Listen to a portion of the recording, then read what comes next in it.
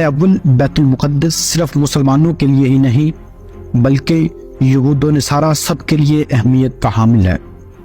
یہودی عقیدے کے مطابق ان کے آخری بادشاہ کا ظہور بھی یہیں سے ہوگا، جبکہ عیسائی عقیدے کے مطابق حضرت عیسیٰ علیہ السلام کو یہیں صلیب پر چڑھایا گیا تھا۔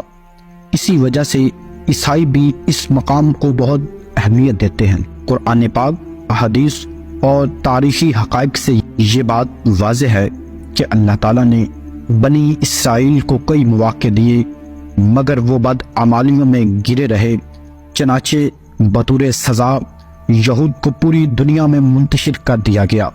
اس کے بعد عیسائی قوم نے یہودیوں پر ظلم و ستم کے پہاڑ توڑے، پھر مسلم قوم کا ظہور ہوا اور مسلمانوں نے بیت المقدس فتح کر کے حرم الشریف کی مقدس حیثیت بحال کر دی۔